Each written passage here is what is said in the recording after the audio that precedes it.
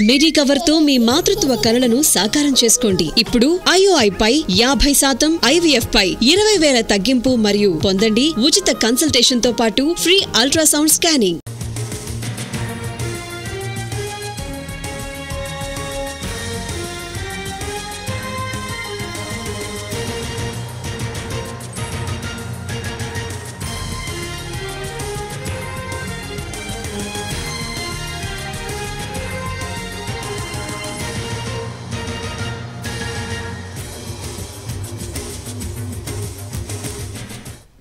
తిరుమల లడ్డూ వివాదంపై deputy CM Pavan Kalyan tweet చేశారు. తిరుమల లడ్డూ తయారీలో కల్తీ నెయ్యి వాడుతున్నట్లు తెలిసిందన్న ఆయన దుశ్చర్యకు పాల్పడిన వారిపై కఠిన చర్యలు తీసుకుంటామని చెప్పారు.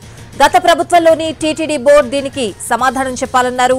జాతీయ స్థాయిలో సనాతన ధర్మ పరిరక్షణ బోర్డు ఏర్పాటు చేయాలన్న ఆయన ఆలయాలకు సంబంధించిన అంశాల పరిశీలనకు జాతీయ స్థాయిలో ఓ విధానం రూపొందించాలంటూ ట్వీట్ చేశారు పవన్ కళ్యాణ్.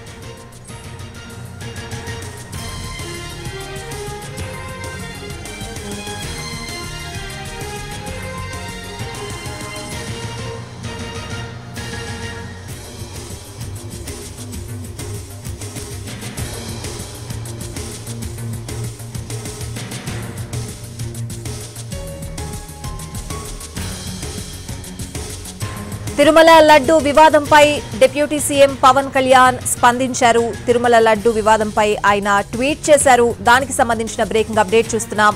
తిరుమల లడ్డూ తయారీలో కల్తీ నెయ్యి వాడుతున్నట్లు తెలిసిందన్న ఆయన దుశ్చర్యకు పాల్పడిన వారిపై కఠిన చర్యలు తీసుకుంటామని చెప్పారు. గత ప్రభుత్వంలోని టీటీడీ బోర్డు దీనికి సమాధానం చెప్పాలన్నారు. జాతీయ స్థాయిలో సనాతన ధర్మ పరిరక్షణ బోర్డు ఏర్పాటు చేయాలన్న ఆయన ఆలయాలకు సంబంధించిన అంశాల పరిశీలనకు జాతీయ స్థాయిలో ఓ విధానం రూపొందించాలంటూ ట్వీట్ చేశారు పవన్ కళ్యాణ్.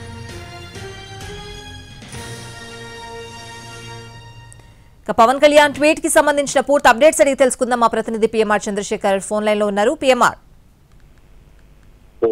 తిరుమల లడ్డు తయారీలో కల్తీ నెయ్యి వాడుతున్నారన్న అంశం పెద్ద ఎత్తున చర్చనీయాంశమైంది. సో ఈ నేపథ్యంలో ఇది ఒకవైపు భక్తుల మనోభావాలకు సంబంధించిన వ్యవహారంగా మారింది. ఇంకోవైపు ఇది రాజకీయపరమైన విమర్శలకు పెద్ద ఎత్తున దారి చేస్తున్న పరిస్థితులు కనిపిస్తున్న నేపథ్యంలో ఇప్పటికే అటు తెలుగుదేశం పార్టీ మీద వైసీపీ మీద టీడీపీ విమర్శలు చేసుకుంటున్న ఈ సందర్భంలో ఈ అంశానికి సంబంధించి పవన్ కళ్యాణ్ తొలిసారిగా స్పందించారు.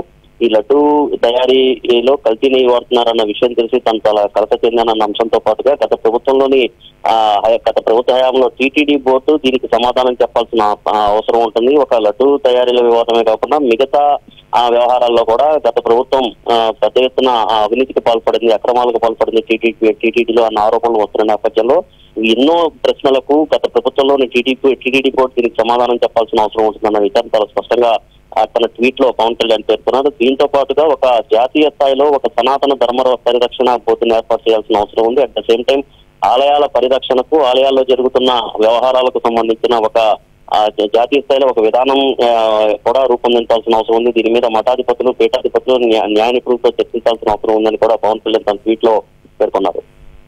Right PMR, thanks for the updates.